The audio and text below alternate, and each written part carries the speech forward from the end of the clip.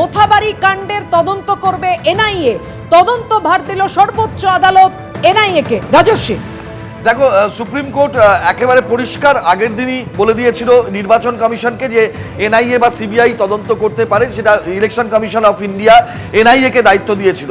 আজকে NIA report পেশ করেছে এবং এনআইএর তরফ থেকে বলা হয় যে মোট 432 জনের ভূমিকা তারা খতিয়ে দেখেছে। এই গোটা ঘটনার সঙ্গে যারা যুক্ত ছিল, যারা সম্পর্কিত ছিল, এরকম 432 জনের ভূমিকা তারা খতিয়ে দেখেছে। শুধু তাই নয়, তাদের কল ডিটেলস রেকর্ড, যেটাকে সিডিআর বলা হয় পুলিশি পরিভাষায়, সেটাও তারা খতিয়ে দেখেছে। এবং এই গোটা ঘটনায় 24 জন গ্রেপ্তার হয়েছে এখনো পর্যন্ত। বিচারকদের উপরে আক্রমণের ঘটনায় 3টে এফআইআর দায়ের করেছে রাজ্য পুলিশ এবং বাকি অন্য ঘটনাগুলোতে 9টা এফআইআর দায়ের হয়েছে। অর্থাৎ টোটাল 12টা এফআইআর, অর্থাৎ 12টা মামলা রুজু হয়েছে এই সেদিনের ঘটনা ক্রমকে জুড়ে। এবং তার মধ্যে 3টে বিচারকদের উপরে হামলার ঘটনায় এবং বাকি অন্যান্য ঘটনা সম্পর্কে 9টা এফআইআর। এই রিপোর্ট এবং তারপরে এনআইএর এই বক্তব্য এনআইএ পেশ করে আজকে সুপ্রিম কোর্টের কাছে। এবং তারপরে সুপ্রিম কোর্টে এনআইএ জানায় যে এটা তাদের শিডিউল অফেন্স নয়।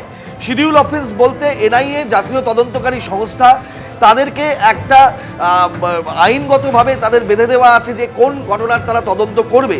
সেই শিডিউল অফেন্স এর আওতায় এই ঘটনা পড়ছে না, এটা এনআইএর তরফে বক্তব্য জানানো হয় সুপ্রিম কোর্টকে।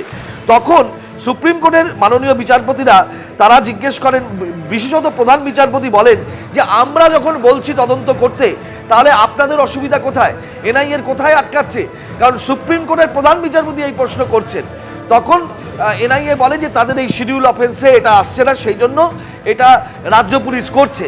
কিন্তু শেষ পর্যন্ত যেটা সুপ্রিম কোর্ট বলে দিয়েছে পরিষ্কারভাবে যে এই যে 12টা এফআইআর, অর্থাৎ 3টে এফআইআর যেটা রুজু করা আছে বিচারকদের উপরে হামলার ঘটনা সম্পর্কে এবং অন্যান্য যে ঘটনাগুলো ঘটেছিল সেই ঘটনাগুলো সম্পর্কে 9টা এফআইআর রুজু হয়ে আছে।